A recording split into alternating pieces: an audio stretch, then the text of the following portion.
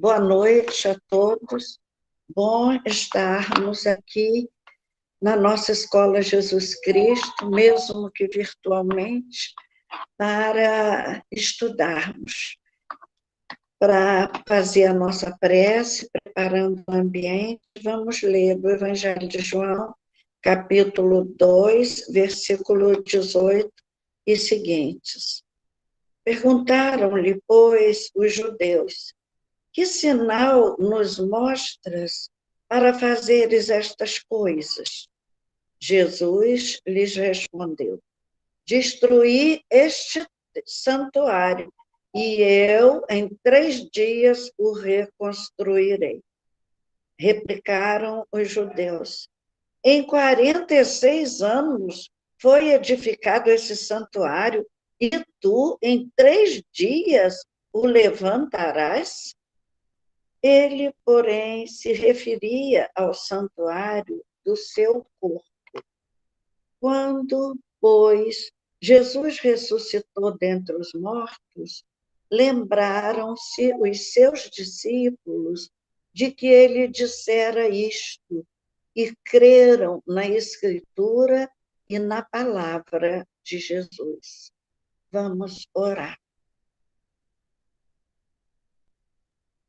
Senhor Jesus, aqui estamos, Senhor, em nossa tarefa na Escola Jesus Cristo, a casa que leva o teu nome, Senhor, e que procuramos dignificar os exemplos aqui recebidos. É o lugar onde procuramos repetir os bons exemplos e sermos úteis àqueles que mais sofrem que nós mesmos.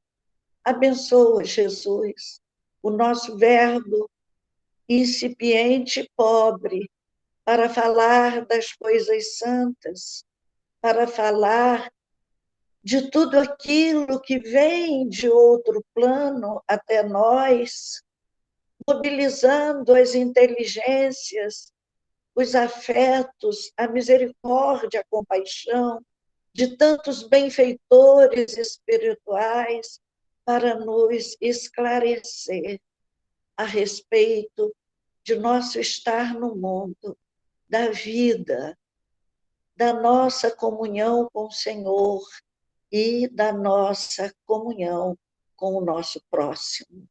Abençoa-nos, Jesus, inspira-nos e que nessa hora em que oramos na tua casa, possam os benfeitores espirituais abençoarem aqueles que estão em sofrimento, em angústia, em dores das mais variadas, que são tantas, Jesus, nessa hora em que vivemos na Terra. Abençoa-nos e fica conosco, agora e sempre, que assim seja. Pois é, hoje é um dia muito especial para nós, porque hoje é o dia 10 de setembro, que é o dia dedicado à prevenção ao suicídio. Então, esse dia, chamado Setembro Amarelo, é uma campanha de conscientização sobre a prevenção ao suicídio. No Brasil, foi criado em 2015 pelo CVV, Centro de Valorização da Vida, que tem salvo tantas vidas em seu trabalho silencioso. Também pelo Conselho Federal de Medicina e pela Associação Brasileira de Psiquiatria, com a proposta de associar a cor ao mês que marca o Dia Mundial da Prevenção ao Suicídio, dia 10 de setembro, o dia de hoje. como caiu para mim esse dia, eu penso que será sempre útil a gente refletir juntos sobre esse tema. Eu abri nessa página do Evangelho em que Jesus vê o seu corpo como um templo. Então, eu queria relatar, mesmo que muito ligeiramente, aqui a história de Camilo Castelo Branco, nosso grande literato português, que foi um suicida. E ele diz, ditando esse livro a Ivone Pereira, ele diz que essa história dele começa no século XVII, quando um jovem português de família pobre, mas com altos sonhos de poder e com muita ambição, procura um pároco e conta ao pároco seus anseios, seus sonhos de jovem. Queria ser sacerdote para galgar tais poderes. O pároco, percebendo que ele não tinha qualquer vocação, mas foi adiando os seus planos. Mais tarde, ele se apaixona por Maria Magda. Mas quando faziam os planos de casamento, ela conhece outro rapaz, Jacinto Ornelas e Ruiz, e se apaixona por ele, casa-se com ele, muda-se então, em certo tempo, vai morar em Madrid.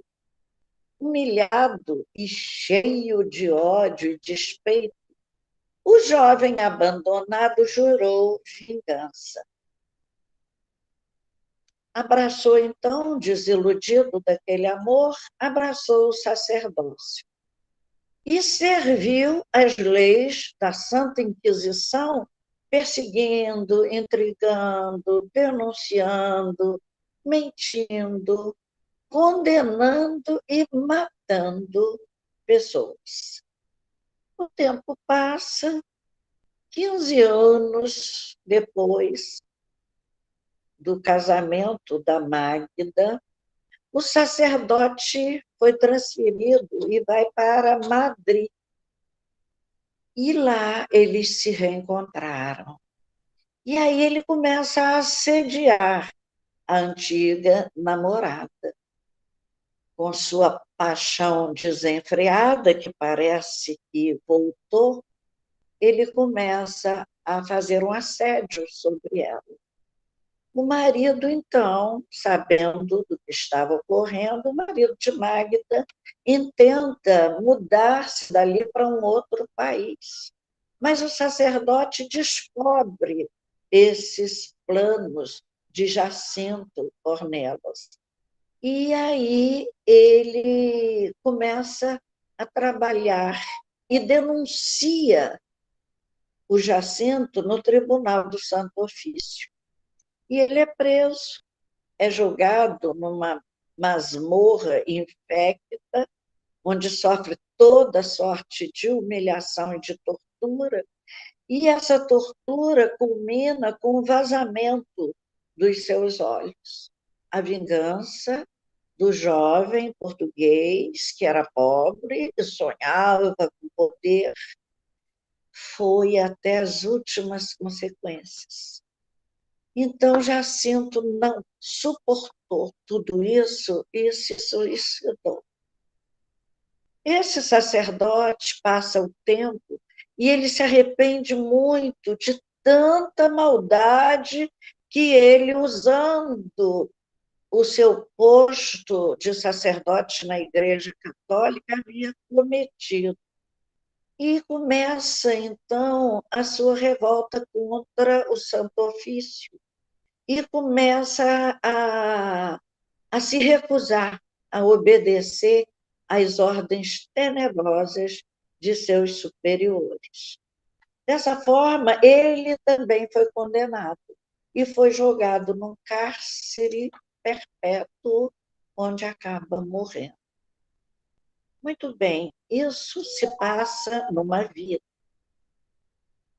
Século XIX, ano de 1825, ele volta à Terra e renasce novamente em Portugal como o grande escritor Camilo Castelo Branco, que, ao constatar a sua cegueira, ele acaba por se suicidar em 1890.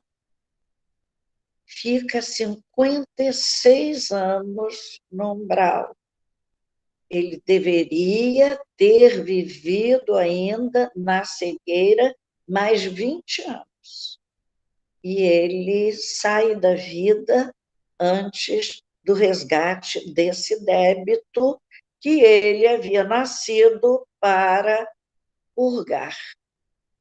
Então, ele se recusou, nessa vida, a pagar o seu próprio débito com a sua própria consciência.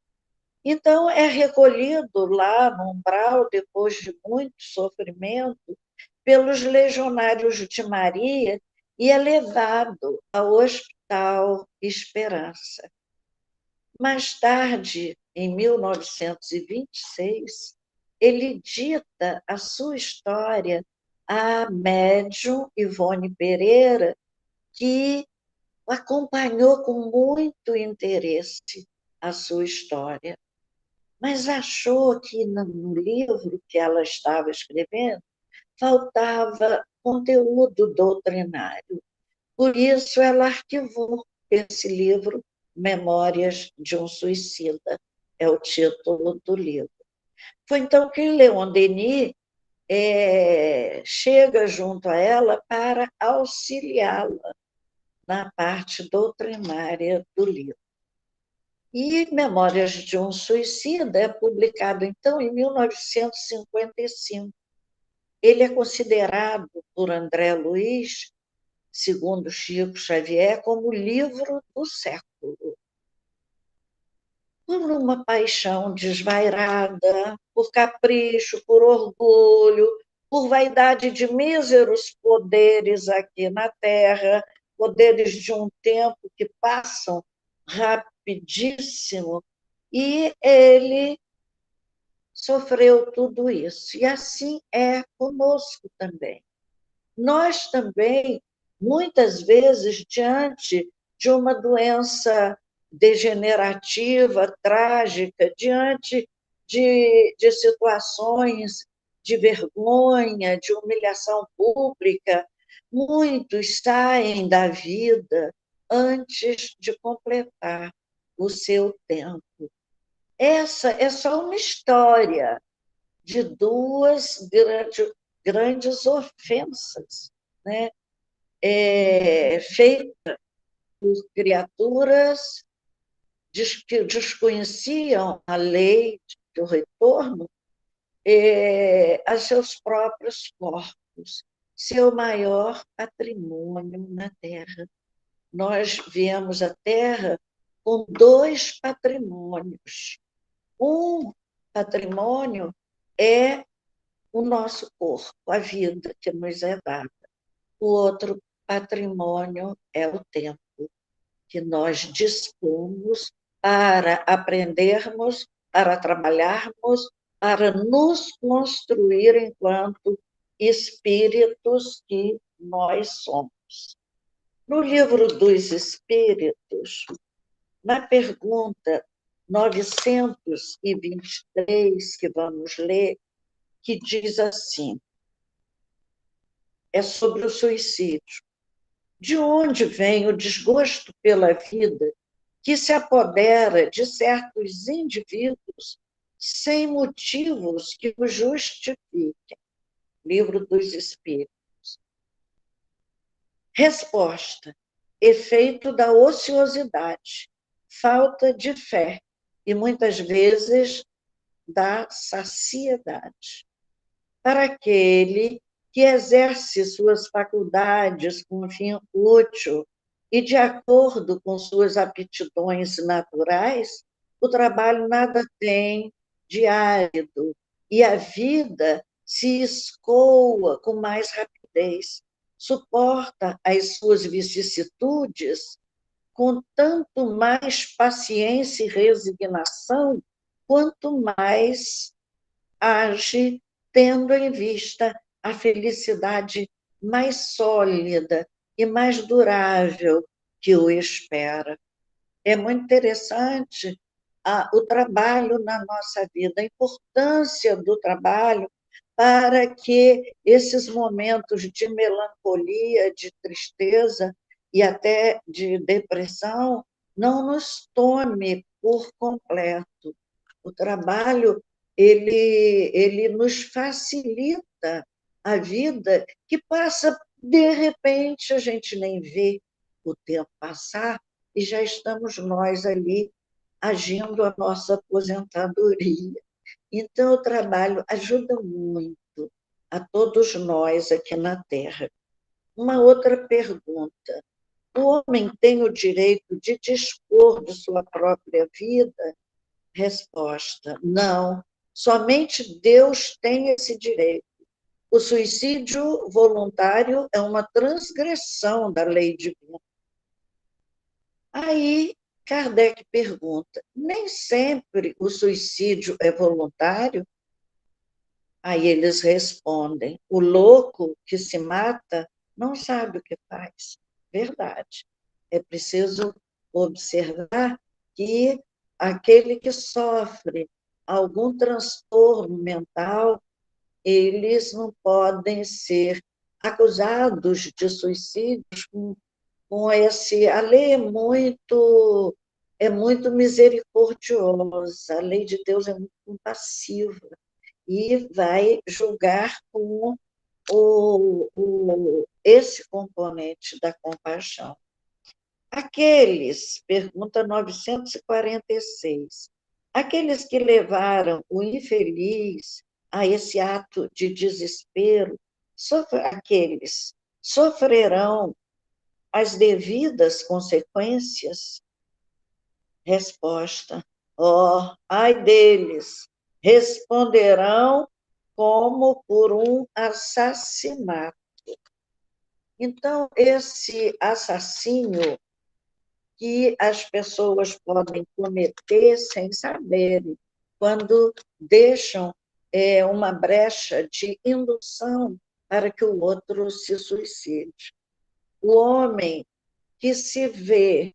Ah, não, essa é a 947. As três que eu queria abordar são essas, as questões que o Livro dos Espíritos vem colaborar com a humanidade e nos ajuda a conhecer tudo isso, a fim de evitar que nós não aproveitemos a contento as experiências de uma vida. Então, essas questões, no livro Estude e Viva, Emmanuel comenta na mensagem 28, quando a fadiga apareça, recorda que alguém existe a orientar-te e a fortalecer-te na execução das tarefas que o alto te confiou. Alguém com suficiente amor e poder para esperar-te os recursos e dons na construção da vida melhor. Há sempre alguém a nos amparar. Ninguém está sozinho na Terra. Aquela imagem que a Igreja Católica, com grande acerto, fez para todos nós aqui na Terra, do anjo da guarda, que eu me lembro muito na minha infância, que aquilo me deu uma força muito grande quando eu era pequena, e nós íamos sozinhos.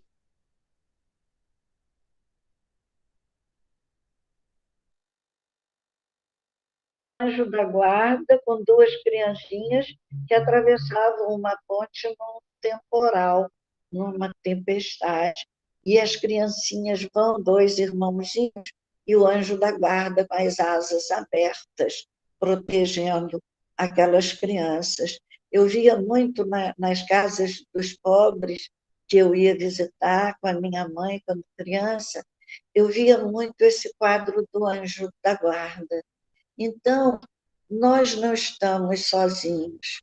Até no livro No Mundo Maior, André Luiz fala de Antonina, que era uma menina órfã de pai, que muito cedo ficou sozinha na vida, começou a trabalhar com 8 anos para sustentar a mãe e a irmã, e depois a irmã casou, o cunhado era alcoólatra, e ela teve que trabalhar numa máquina para criar os filhinhos da irmã dela, e que sempre sonhou em se casar, e foi iludida por um rapaz a quem ela muito ajudou para que ele concluísse sua faculdade, e depois de formado, médico, ele a humilha muito, dizendo que ele, na condição que estava agora, não podia se casar com uma mulher do padrão social dela.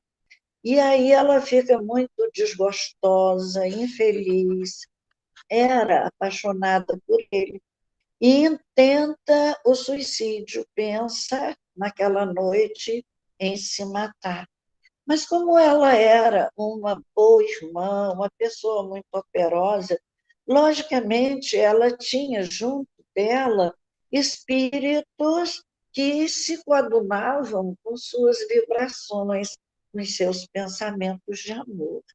E eles vieram socorrê-la enquanto ela dormia.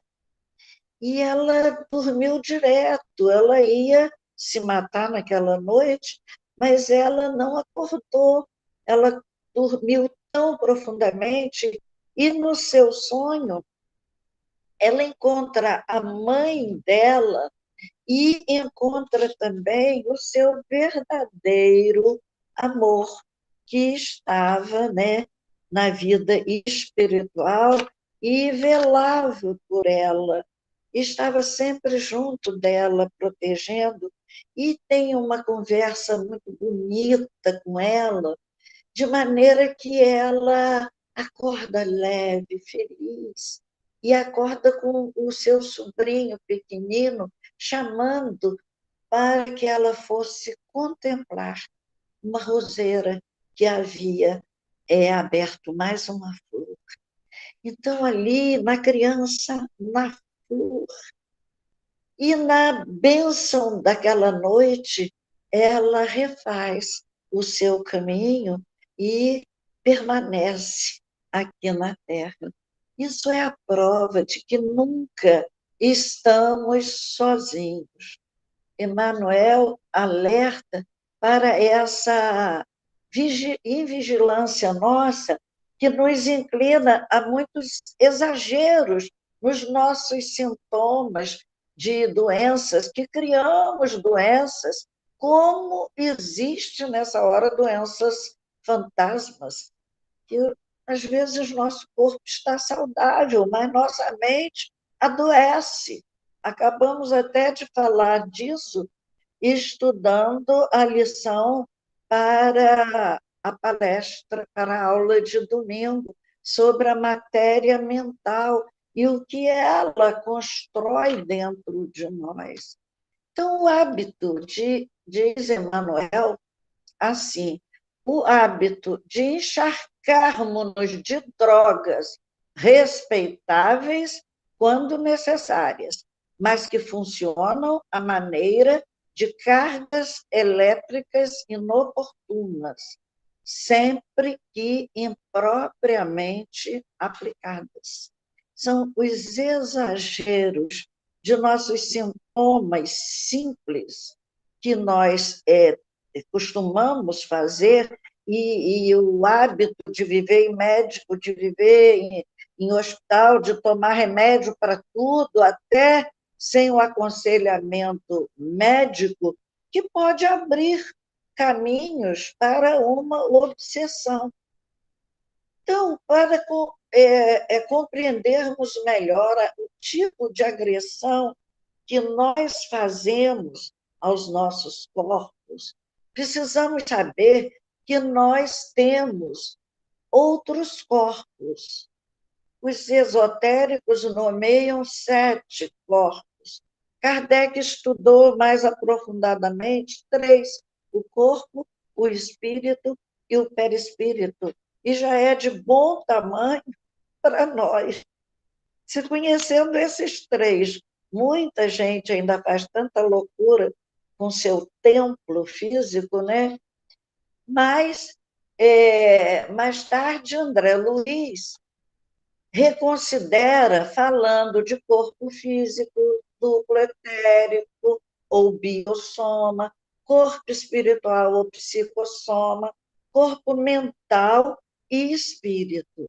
Assim, o nosso corpo espiritual, que tem mais de 150 nomes para designá-lo, o psicossoma, o suprafísico, o corpo bioplasmático, o corpo fluídico, outros chamam mediador plástico, corpo energia.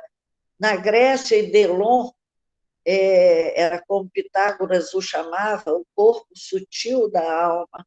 Então, esse corpo registra os estragos que impomos ao nosso corpo físico. E assim ele adoece. No livro Obreiros de Vida Eterna, nós vemos a história de Dimas no momento da sua morte. O livro Obreiros fala de várias mortes, tipos de desencarnações. E André Luiz, através de Chico Xavier, nos fala da morte de Dimas, que era uma criatura boa. E ele, quando morre, ele faz uma prece, e ele diz assim: meu Senhor Jesus Cristo, creio que atingi o fim do meu corpo que me deste por algum tempo como dádiva preciosa e bendita. Eu não sei, Senhor, quantas vezes feri a máquina fisiológica que me confiaste. Inconscientemente, quebrei-lhe as peças com o meu descaso, menosprezando patrimônios sagrados, cujo valor estou reconhecendo nesses 12 meses de sofrimento carnal incessante. Não te posso implorar a bênção da morte pacífica, porque nada fiz de bom ou de útil por merecê-la. Mas, se é possível, amado médico, socorre-me com teu compassivo e desvelado amor.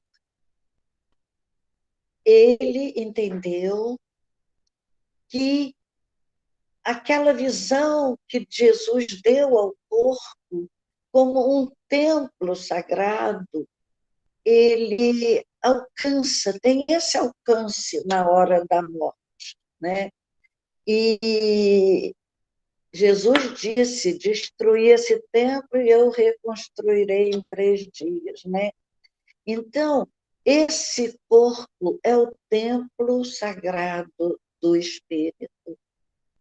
Para sabermos mais sobre o nosso plano evolutivo, vejamos como tratamos o nosso corpo. Um estudo de Humberto Roden nos diz que o homem espiritualmente analfabeto, adora seu corpo como um Deus. Que o homem semi-espiritualizado e asceta odeia e maltrata o seu corpo, castiga-o. Triste que ainda hoje a gente vê, né, naquela procissão da Semana Santa em Goiás, as pessoas chicoteando seus corpos como se isso fizesse uma limpeza do espírito. E aí conclui Humberto Roden: o homem plenamente espiritual, o homem cósmico, não adora e nem odeia o seu corpo mas respeita-o e mantém-no em perfeita integridade e funcionamento como veículo e maravilhoso instrumento para a sua evolução superior. Isso que nós lemos no livro Filosofia Cósmica do Evangelho. Então, nosso corpo é o nosso templo. Esse conhecimento do valor do corpo que ocupamos vem de longe.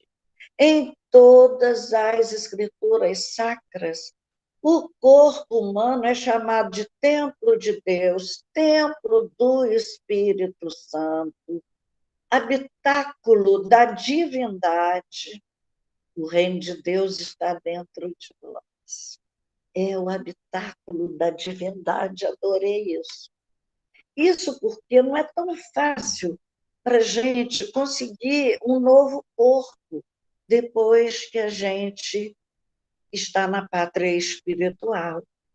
É muito difícil, porque nós estamos todos diante da imortalidade e precisamos estagiar aqui e voltar para casa, estagiar aqui e voltar para casa. E as dores que nesses estágios nós causarmos ao nosso corpo físico vão repercutir no corpo espiritual. Daí o sofrimento atroz daqueles que destroem os seus próprios corpos. Nessa obra de André Luiz, Na Morte de Dimas, eles comentam que Dimas gastou seu corpo no excesso de trabalho para sobreviver com a sua família. Viveu em ambiente de extremo sacrifício, era muito pobre, e gastou-se também na excessiva compaixão pelos sofredores. Se deixou gastar por amor às criaturas. E eles continuam conversando. Pelas vigílias compulsórias, noite adentro, atenuou-se-lhe a resistência nervosa. Pela irregularidade das refeições, distanciou-se da saúde do estômago. Pelas perseguições gratuitas de que era objeto, gastou fosfato excessivamente. Aí eu lembro de Chico Xavier, que dizia que nós não devemos dar nada além de 3 minutos a um aborrecimento, porque realmente gasta fosfato, ficar pensando só naquilo. E pelos choques reiterados com a dor alheia, que sempre lhe repercutiu amargamente no coração, alojou destruidoras vibrações no fígado, criando afecções morais que o incapacitaram para as funções regeneradoras do sangue. Então, vejamos essas observações que o espírito Jerônimo, que estava acompanhando o desenlace de Dimas, faz. Não podemos louvar o trabalhador que perde qualquer órgão fundamental da vida física em atrito com as perturbações que os companheiros encarnados criam e incentivam para si mesmos. No entanto, faz-se preciso considerar as circunstâncias em jogo. E conclui: a visão imperfeita dos homens encarnados reclama exame acurado dos efeitos, mas a visão divina jamais despreza minuciosas investigações das causas. Então, Deus sabe tudo. Ninguém é julgado aqui sem a justiça divina. Dimas gastou-se em sacrifício em favor dos sofredores, né? Então, nessa reflexão que nós fazemos, é se nós estamos gastando nossas energias de modo proveitoso para outras pessoas. Que nesse momento que nós estamos vivendo é um momento muito estressante. A vida humana na Terra vive assim, andando sobre uma corda. Dizem os físicos, como Greg Braden, que a partir dos anos 80, 90, o coração da Mãe Terra disparou. E Leonardo Bosch, o filósofo, escreveu há tempo um artigo sobre isso, no JB, que eu li. Isso e as transformações outras sofridas pelo planeta têm desajustado muito o homem. Então, todos nós estamos assim com a paciência por um fio. O ser humano anda impaciente até consigo mesmo e com os semelhantes.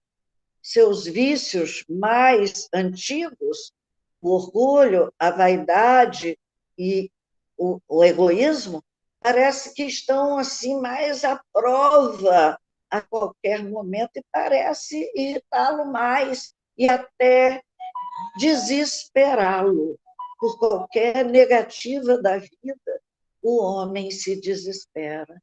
Então, nosso passado de brutalidade parece que está aflorando a cada momento. Haja vista os crimes que nós estamos assistindo aí nas reportagens das televisões, como o homem está ficando bárbaro, cruel. Parece que esse passado volta nessa hora de convulsão no planeta. Jovens que se suicidam por não terem uma correspondência afetiva, como era o caso dessa moça, cuja história nós contamos aqui. Outros se suicidam por pagarem um mico aí nas redes sociais. Outros também se destroem por suicídio por terem recebido um bullying. Parece que não suportamos mais, como antes, as humilhações que nos fortaleciam os espíritos.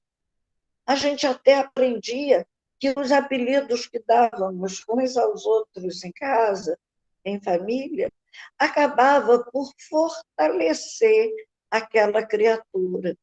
Então, a gente nem ligava. Meu Deus, eu tive muito apelido em criança, uns até eu não gostava, mas eu nem dava bandeira disso. Eu fingia que achava aquilo lindo, e aí as pessoas cansavam, porque quem faz isso faz para irritar. Eu não me irritava, então frustrava os colegas por isso. Então, são muitas as implicações sociais. Hoje, o Brasil está no 8º lugar dentre os países com maior índice de suicídios, com incidência muito grande entre os jovens de 16 a 25 anos. Isso explica porque a cada 40 minutos, uma pessoa no mundo se mata. Entre 10 e 20 milhões de pessoas tentam suicídio a cada ano. Isso é uma tragédia. Esses números são a tragédia desse século XXI. 800 mil por ano no mundo. Então, esses que estão nessa hora em desespero, em impaciência consigo, são pessoas que precisam de nosso apoio. Por isso, nós precisamos conhecer um pouco mais sobre o suicídio. É essa a proposta do Setembro Amarelo, para salvarmos algumas vidas. A cada suicídio, entre 6 e 10 pessoas, no mínimo, são diretamente atingidas. Pais, irmãos, amigos, tios, tias, são todos atingidos por essa dor. A pessoa se mata e mata um pouco aqueles que ficam aqui na Terra. Por isso, o suicídio hoje é um caso de saúde pública. As causas aparentes do suicídio: a necessidade de aliviar tensões, como cobranças sociais, culpas, remorso, depressão, ansiedade, medo, fracasso, humilhação. Todas essas causas são encontradas nos casos de suicídio. E como é que se sente quem pretende se matar? Passa por uma crise muito grande. No momento em que pensa no suicídio, a pessoa combina dois ou mais sentimentos, duas ideias conflituosas entre si. É o estado interior chamado de ambivalência. É um querer e não querer. Há as pessoas que sentem vontade de fugir do mundo, queria sumir, queria ir para um lugar que eu não visse ninguém e que ninguém me visse. Isso é um alerta para os familiares, né, ficarem atentos. Queria sumir, né? Outra sensação que a pessoa tem é a de busca de paz. Elas querem alcançar a paz. Buscam o descanso final e imediato depois das tormentas que parecem nunca mais se acabar. Então, a antiga noção de vida após a morte, do céu, o inferno e o purgatório, faz com que muitas pessoas se sintam boas durante a vida. Não roubei, não matei, não fiz grandes pecados, eu vou para o céu. E aí tem aquela vontade de acabar com a vida para buscar a paz que mora em outro lugar e que ela não consegue encontrar dentro de si. Uma outra razão de suicídio, segundo a doutora Lenora Olson, que trabalha com isso, é a de aumentar a dor dos que ficam. A pessoa busca a atenção por se sentir esquecida, ignorada, e traz a sensação de que ela vive só. É uma solidão sentida como isolamento insuportável. E uns têm um certo desejo de revide ou imposição desses sentimentos nas criaturas que não as enxergam. Então, essa imposição de um sentimento negativo aos outros, né, querendo que eles sintam o mesmo que aquela pessoa sente, eles querem deixar, então, culpas naqueles que ficam. Isso são os estudos dos que vivem de estudar esse tema. Também, diz ela, atrair piedade ou atenção é a carência afetiva, o que não significa que não recebem carinho. É o exigir sempre mais do seu círculo afetivo. Na Revista Espírita, de 1862, Kardec registra como um traço característico do suicida e diz assim: os atos dessa natureza não acontecem em lugares isolados ou desabitados. Em geral, sobem no alto de um monumento, no centro da cidade, e não num penhasco isolado. As pessoas fazem um suicídio para serem vistas também. Querem que saibam que ela se suicidou. Kardec fala em suicídio também por doença e por embriaguez. Outro objetivo deles, dos suicidas, pode ser também aliviar a dor ou a luta daqueles que ficam, quando, no caso de uma doença grave, irreversível, que vai dar muito trabalho à família, ou que vai causar alguma vergonha à família, eles se suicidam. Eu conheci um médico lá na década de 80, quase final da década de 1980, que era anestesista e se descobriu com HIV, se suicidou com a própria anestesia, que era seu material de trabalho, porque estava com medo do preconceito que ele ia sofrer, porque naquela época o número maior de mortes por HIV eram dos homossexuais. E ele ficou, então, muito ofendido, se sentiu previamente ameaçado pelo seu círculo familiar e social. Outros alegam que não querem dar trabalho para aqueles que eles amam, porque suas doenças serão trabalhosas para a família. Então, esclarecer essas razões do suicídio, muitos fazem. Fazem carta, na carta fazem seus desabafos, aquela carta que se acha depois da morte,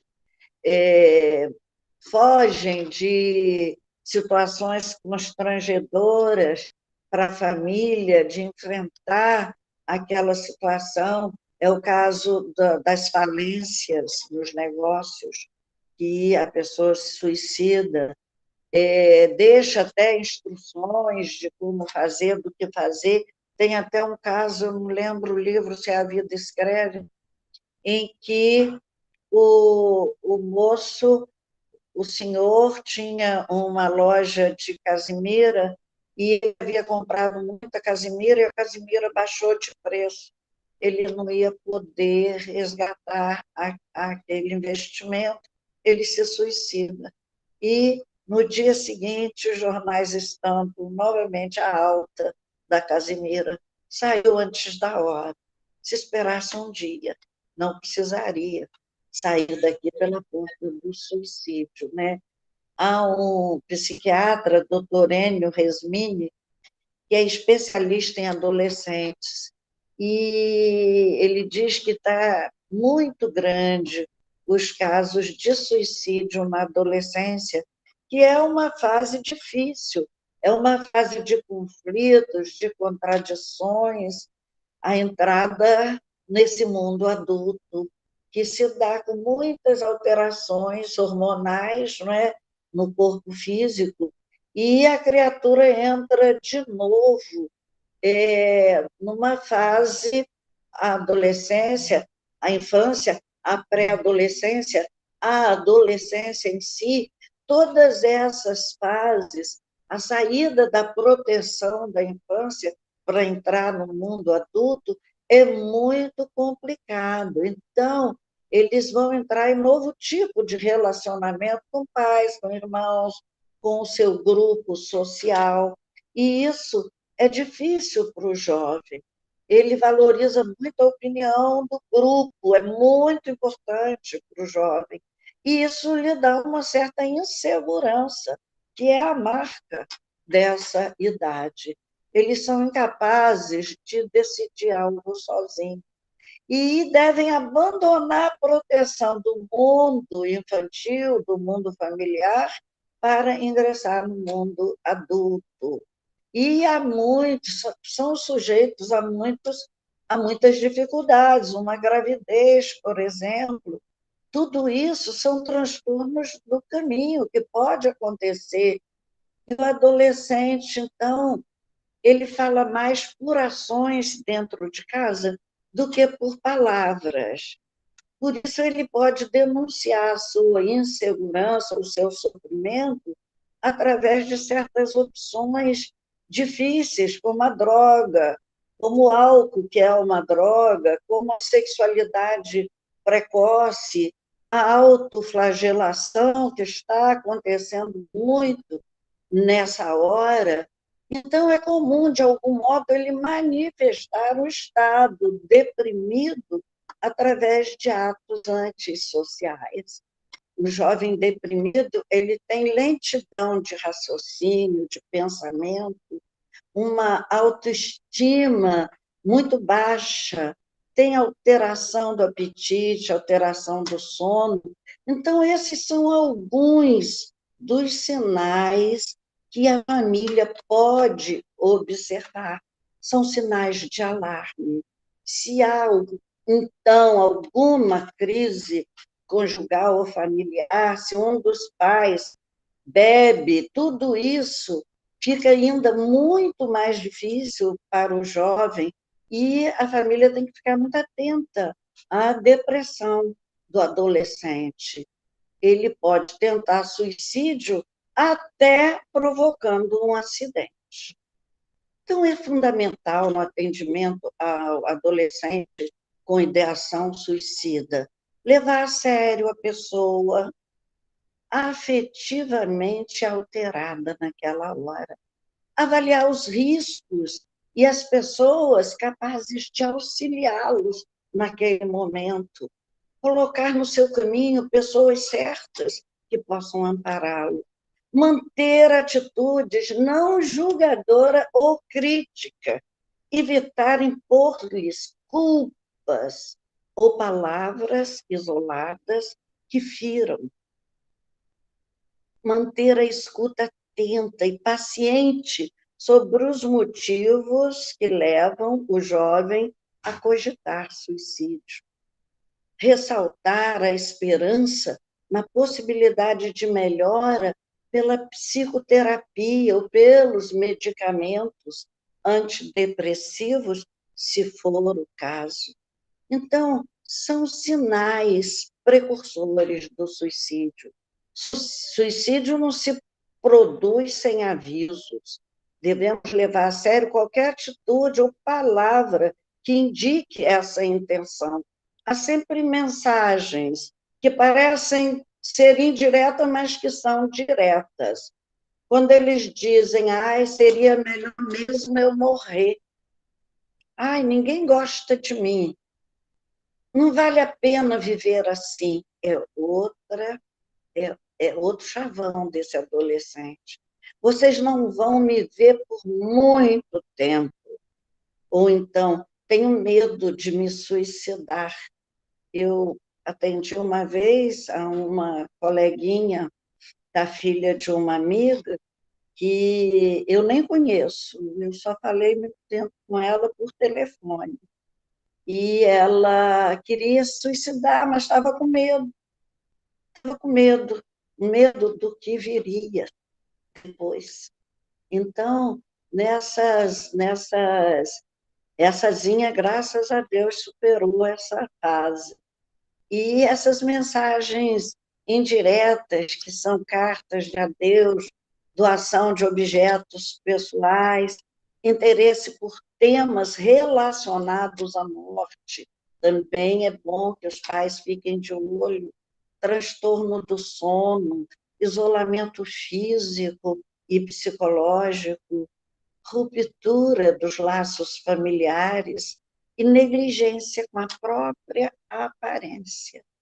Então, temos que ficar muito atentos aos nossos jovens, adolescentes, porque o suicídio é a terceira causa de morte entre os jovens. E a consequência do suicídio para o corpo espiritual e para o espírito é muito triste. A necessidade de recomposição das lesões causadas aos órgãos mais afetados pelo suicídio, através de vidas curtas, vem, nasce, morre cedinho. Doenças ou lesões, impossibilidades físicas e mentais. É assim que renascemos após um suicídio. Cornélio Pires psicografou por Chico Xavier umas quadras muito interessantes em que ele liga o sofrimento daquela criatura ao tipo de suicídio que praticou na vida anterior. Então, ele conclui que suicídio por afogamento gera enfisema pulmonar, tiro na cabeça, deficiências da fala, da visão, da marcha. Fogo traz doenças de pele, tipo o fogo selvagem. Venenos traz câncer e outras doenças nos aparelhos atingidos pelo tipo de suicídio praticado. Enforcamento renasce com paraplegia. Jogar-se de grande altura, esse eu vi na obra de Ivone Pereira, renasce com epilepsia. Então, a calma e a resignação, adquiridas na maneira de encarar a vida terrena, e a fé no futuro, dão ao espírito uma serenidade que é o melhor preservativo da loucura e do suicídio consciente. Isso está no Evangelho segundo o Espiritismo. É ali que nós buscamos essa fonte de esperança, de fé, de força para vivenciarmos as dores que viemos à Terra para refazer nosso corpo espiritual doente. Muito, em geral, todo suicídio decorre de um descontentamento. Isso porque ainda não dizemos ao Pai Nosso, com sinceridade, o seja feita a vossa vontade, assim na terra como nos céus. É a vontade de Deus acima da nossa. Então, conservemos nosso templo bem tratado, bem cuidado, iluminado pelo nosso espírito em constante busca de espiritualidade, de conhecimentos novos, de estudo do Evangelho, de orações. Oremos, como fazia Chico Xavier, por nossas células todo dia. Eu oro, aprendi com Chico e pratico a oração às minhas células. Estou ruindo o joelho, mas vivo fazendo um carinho nele, agradecendo pelo tempo que ele me conduziu até aqui. E nisso eu vou fortalecendo as boas vibrações sobre o meu joelho, que já está tomado de artrose. Então, a oração é um banho de força em nosso espírito e, por consequência, em nosso corpo também.